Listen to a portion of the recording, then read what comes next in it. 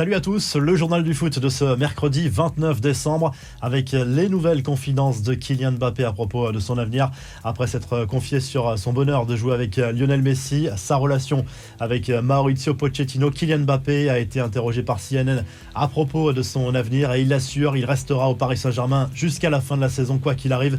Impossible d'envisager un transfert lors du mercato d'hiver. Je suis au PSG, je suis heureux, je vais finir la saison à 100%, je vais tout donner pour gagner la Ligue des Champions, la Ligue 1 et le championnat, a assuré le champion du monde. Même son de cloche lors de son interview pour la Gazzetta dello Sport, même si Mbappé n'est pas complètement fermé au sujet de nouvelles discussions avec le PSG pour une éventuelle prolongation. Certainement que la situation du contrat sera discutée car le temps presse, a expliqué le joueur parisien.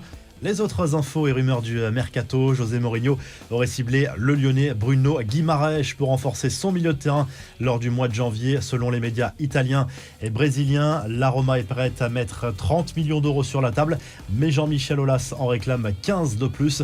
Du côté de Monaco, l'avenir de Niko Kovac est plutôt incertain. Les dirigeants du club du Rocher se posent de sérieuses questions sur la capacité du coach croate à qualifier l'équipe pour la prochaine Ligue des Champions. Monaco qui a connu une première partie de saison assez compliquée dans l'ensemble, même s'il y a eu cette qualification pour les huitièmes de finale de la Ligue Europa. Ça a été compliqué en championnat malgré un bon mois de décembre. En Allemagne, Dortmund met un coup de pression à Erling Haaland. Selon Bild, le club de la Ruhr veut pouvoir préparer la saison prochaine sereinement et son éventuelle succession à la pointe de l'attaque et lui a fixé le mois de février comme ultimatum pour prendre une décision et fixer le club pour savoir s'il partira ou s'il restera une saison de plus du côté de la Ruhr. Enfin, le club blaugrana, le Barça, vient d'officialiser l'arrivée de Ferran Torres, mais prépare aussi le mercato estival et aurait un accord avec le capitaine de Chelsea, César Azpilicueta, pour une arrivée l'été prochain. L'international espagnol est en fin de contrat avec les Blues. Les infos en bref avec cette info gaming, le nouveau jeu vidéo de football UFL dévoilera ses premières images officiellement le 27 janvier prochain. Après Roberto Firmino, c'est le Belge Romelu Lukaku qui a été choisi comme ambassadeur pour cette nouvelle licence, future concurrente du jeu FIFA dans le monde du jeu vidéo. Enfin, le chambrage capillaire de Kylian Mbappé avec sa nouvelle victime, le Montpellierin Mamadou Sakho lors d'une séquence tournée par l'UNFP. Tonton Mamad, je t'adore, mais ça y est, les crêtes, c'était avant. Je sais que tu as duré dans le foot, mais là, il faut faire vraiment autre chose, mon frère, a lâché gentiment le champion du monde.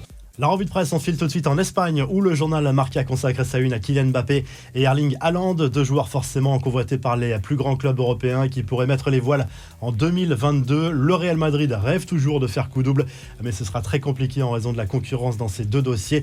En Angleterre, le Daily Mail Sport revient sur la victoire de Leicester 1-0 contre Liverpool mardi soir en Premier League.